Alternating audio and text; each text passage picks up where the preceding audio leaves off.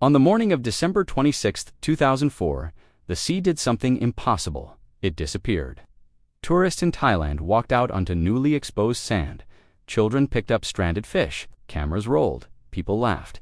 Then, on the horizon, a thin white line appeared. Within minutes, that line became a wall of water. By the end of the day, nearly 250,000 people across 14 countries would be dead or missing. It remains one of the deadliest natural disasters in modern history. This is the story of the Boxing Day Tsunami.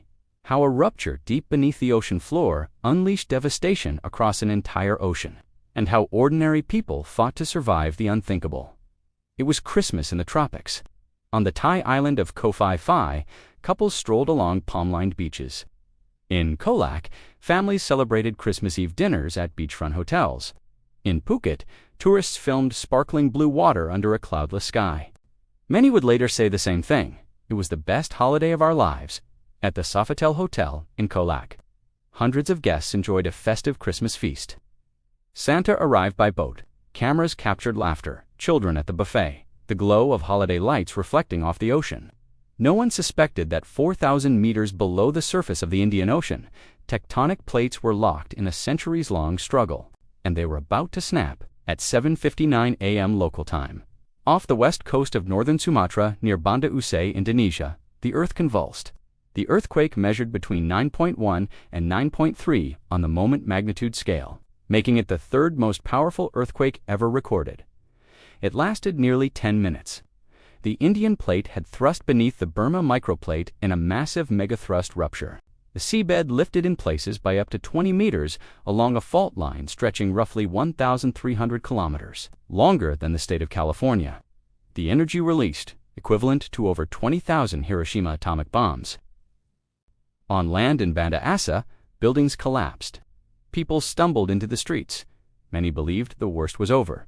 They were wrong, because when the ocean floor rose, it displaced billions of tons of water, and that water had to go somewhere.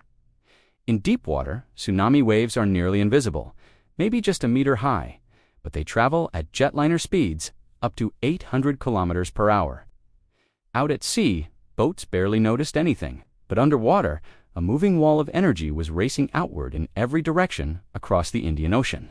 There was no Indian Ocean Tsunami Warning System in 2004. In Hawaii, at the Pacific Tsunami Warning Center, scientists detected the quake, but their jurisdiction covered the Pacific. Initial assessments underestimated the magnitude. Alerts were ambiguous. Countries across the Indian Ocean had little to no warning infrastructure. The wave was already coming. Just 15 to 30 minutes after the quake, the first waves struck northern Sumatra. In Banda, Aceh, a 20-meter-high wall of black water surged inland. It flattened neighborhoods. Cars became projectiles. Entire families were swept away in seconds. In some areas, the water traveled up to 5 kilometers inland. Nearly 100,000 people died in Indonesia alone. Satellite images later showed entire districts erased from the map. Survivors clung to rooftops. Others were carried by debris through a churning, debris-filled torrent. Many who survived the first wave were caught by the second. There was no time to understand, only time to hold on. Roughly 2 hours after the earthquake, the tsunami approached Thailand. At Patong Beach in Phuket, people noticed something strange. Around 10 a.m., the sea pulled back. Hundreds of meters, fish flopped on exposed sand. Tourists walked out to take photos. Shop owners stared in confusion. Some locals began to run. Most did not. At 10:10 a.m., the first major wave crashed into Phuket. It smashed through hotels, restaurants, and beach resorts. Glass exploded, walls collapsed. People clung to railings as water surged through lobbies and stairwells. In Khao, the geography made things worse. The island is narrow and low-lying, with the sea on both sides. Waves struck from 2 directions. Within minutes, 4 meters of water covered the island's center. Families ran through labyrinthian streets with nowhere to escape.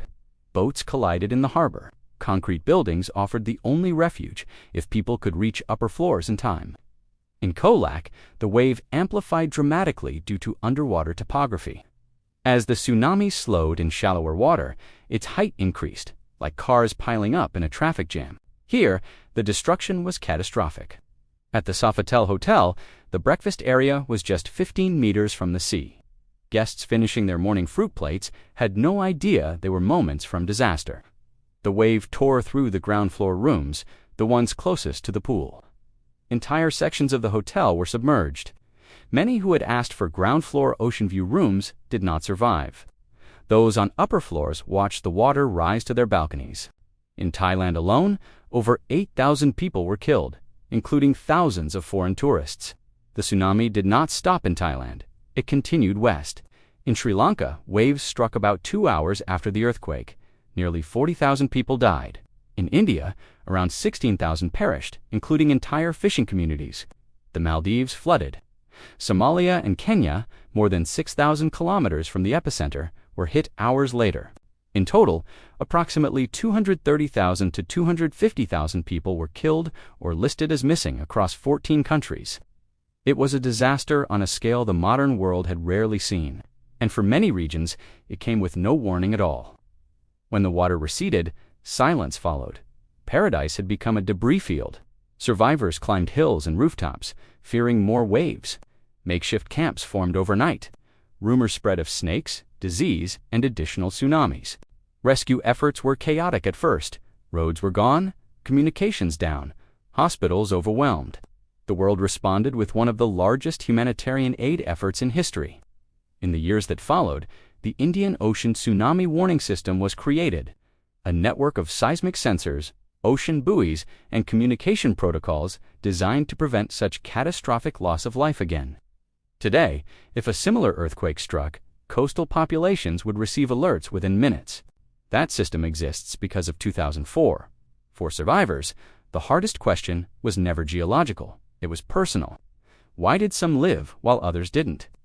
Why did one family happen to be on the second floor instead of the first? Many have spoken of guilt, of randomness, of fate, but they also speak of something else, of strangers pulling strangers to safety, of parents lifting children above rising water, of people risking their lives to save someone they had just met. The Boxing Day Tsunami was a story of unimaginable destruction, but it was also a story of human fragility and human courage in the face of forces far beyond our control.